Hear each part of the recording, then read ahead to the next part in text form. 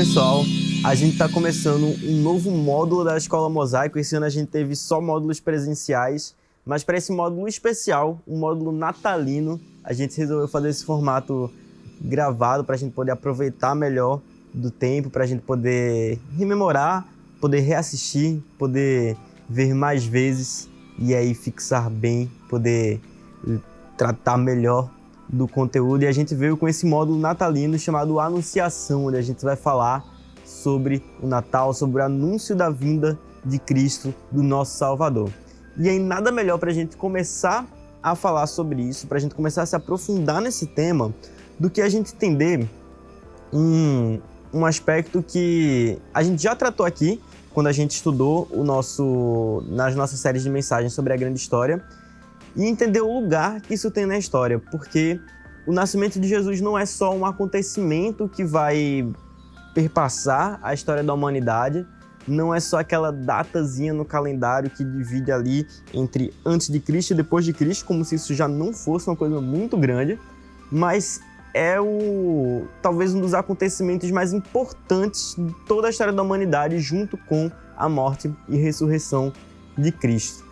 E é muito importante para a gente poder, então, entender o lugar que isso tem na nossa história, a importância que isso tem para as nossas vidas hoje, a gente entender, então, um pouco sobre essa história de redenção.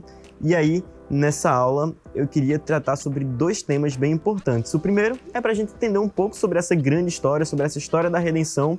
E o segundo é entender o lugar em que as falas e as promessas de Deus também têm em todo esse processo. E aí, para falar um pouco de história da redenção, eu queria citar o teólogo norte-americano Kevin Van Hooser, no livro que ele vai escrever chamado Drama da Doutrina, onde ele vai construir um conceito chamado teodrama. O que é que danado é esse teodrama? Basicamente, é um drama divino, é um drama que ele é escrito pelo próprio Deus e um drama ao qual a gente é convidado a participar. A gente é chamado para poder tomar parte, um papel atuante nesse drama. Essa metáfora que ele vai construir é uma metáfora teatral, onde ele vai falar sobre a revelação, sobre a doutrina e a teologia, reforçando continuamente o movimento de Deus e a sua ação redentiva em toda a história. E aí ele vai trazer umas ideias muito interessantes, como a Bíblia sendo uma grande narrativa, que ela pode ser dividida em 3 atos. A obra dele vai tratar em 3 atos, mas se você for procurar outros autores, como Michael Ring, ele vai tratar de 4 atos, ele vai adicionar um ato final a esse tema. Mas a base geral, ela vai tratar nos 3 grandes atos, que são a criação, a queda e a redenção. E aí todo esse processo cobriria toda a história humana. A criação sendo o momento em que Deus, ali narrado do Gênesis 1 até o Gênesis 3, onde Deus ele cria o universo, ele cria o planeta Terra, ele cria os seres vivos, ele cria tudo aquilo que a gente existe enquanto natureza material, enquanto a gente consegue observar, aquilo que a gente consegue apreender. E ele vai criando tudo isso, e aí a gente tem a narrativa de Gênesis 1 até Gênesis 3, onde a Bíblia vai explorar de maneira bastante profunda aspectos dessa criação, de maneira que se relaciona bastante com o nosso ser, com a gente se entendendo enquanto ser humano, enquanto ser criado. Essa criação ela é coroada com o ser humano. Deus cria aquele ser que é a sua imagem e semelhança. Ele dá a esse ser responsabilidade sobre a terra, ele dá uma parceira para esse ser, esse primeiro homem, Adão, e dá a ele então a sua parceira Eva. E esse casal então ele começa a viver no mundo que Deus criou, no jardim que Deus havia criado. Após isso, o ser humano ele se rebela contra Deus e é o momento onde se inicia o ato da queda, onde continuamente o homem vem se distanciando de Deus, onde continuamente a gente tem o homem tomando atitude de rebeldia à sua vontade, de desobediência à sua vontade, cada vez mais se distanciando. O elo que existia entre Deus e o ser humano, ele é rompido. E a partir daí, toda a história bíblica mostra que Deus incansavelmente vai em busca do ser humano, que vai embora de sua casa, o ser humano que se afasta dele, e Deus ele vai no seu movimento redentivo, indo atrás de resgatar esse ser humano do lugar onde ele estava, de volta para perto dele. E termina com o ato da redenção, a partir do nascimento de Jesus Cristo, onde Deus ele coloca um fim àquilo que era o domínio do pecado sobre o ser humano, ele coloca um fim à morte, ele coloca um fim em todas essas coisas, e o ser humano pode, de fato, então, voltar a se unir com ele. E aí, para o Kevin Burroughs, isso aí já seria os encaminhamentos finais da história. Outros autores vão adicionar um ato que é a consumação, que é esse período intermediário entre a morte de Cristo e a sua segunda vinda, onde ele vai fazer novas todas as coisas. Mas, para o Van Hooser, ele trata apenas desses três, esse outro está incluído já nesse final. E aí, o Van Hooser ele vai tratando dentro da sua metáfora, falando sobre a história bíblica, e a história que a gente consegue observar, ela é constituída por diversas entradas e saídas de Deus de cena, onde ele diretamente entra, intervém na história, ele se comunica, ele fala, onde ele cria coisas, onde ele aparece para as pessoas, onde a gente tem ele usando intermediários, por exemplo, os profetas, como a gente vai ver em próximas aulas, para falar aquilo que era a sua vontade, para passar uma mensagem para o seu povo.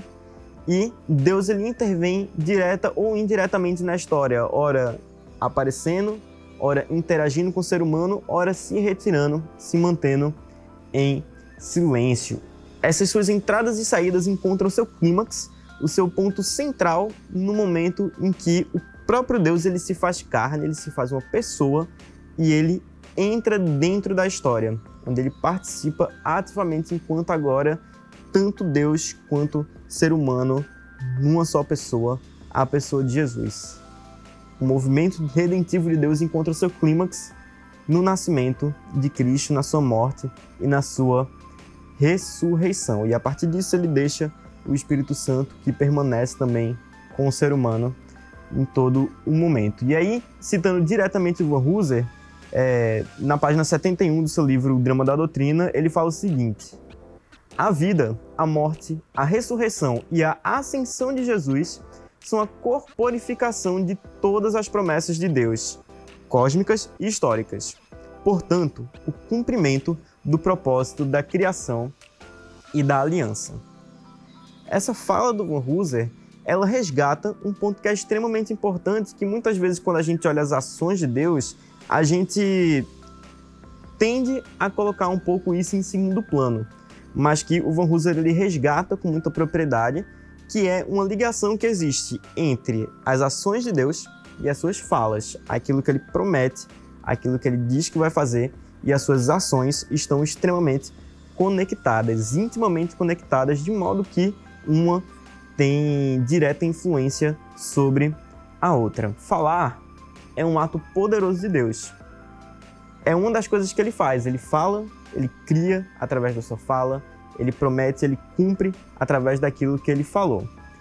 E as Escrituras o tempo todo estão retomando essa dinâmica de Deus se comunicando com o ser humano, e as Escrituras, são o meio pelo qual Deus ele escolheu se revelar. Ele escolheu registrar as suas falas, as suas promessas e as suas ações.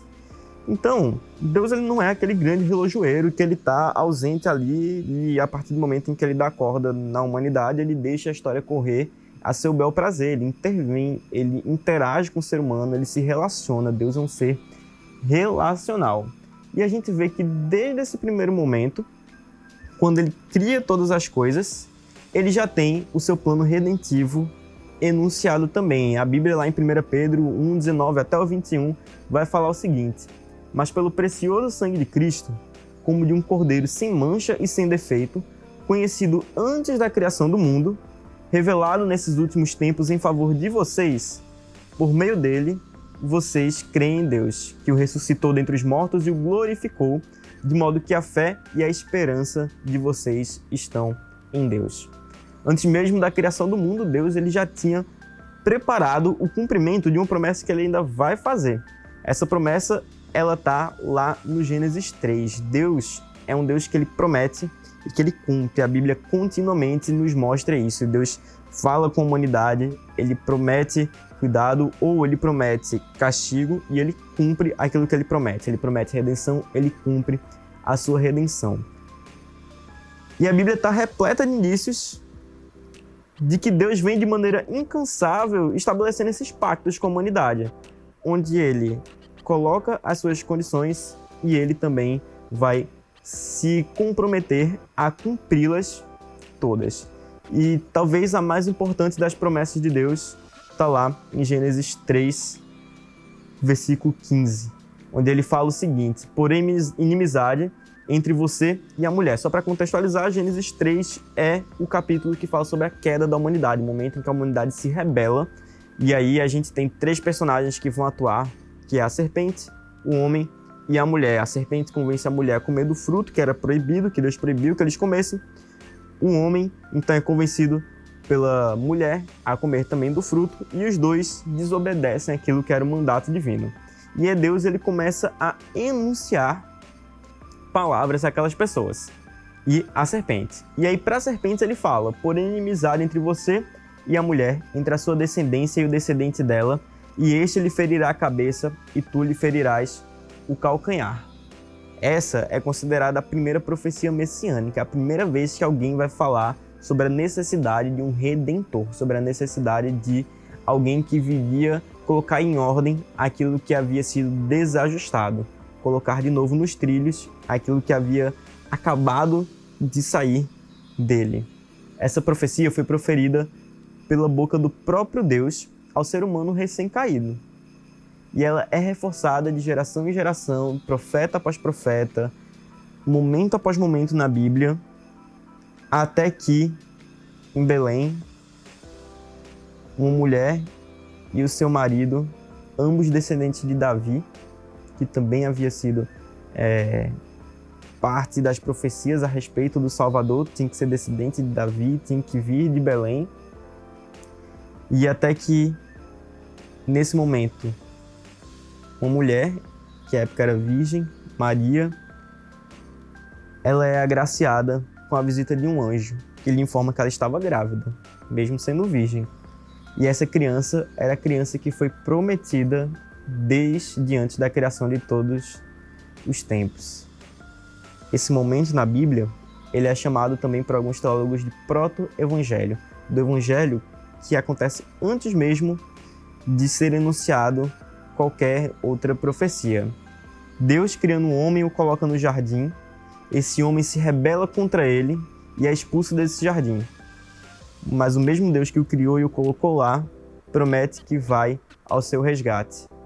Esse é o escândalo da graça de Deus. É um Deus que nasce enquanto ser humano, é um Deus que se coloca dentro da história e que ele morre também, para que a sua criação encontre a vida que um dia ela perdeu.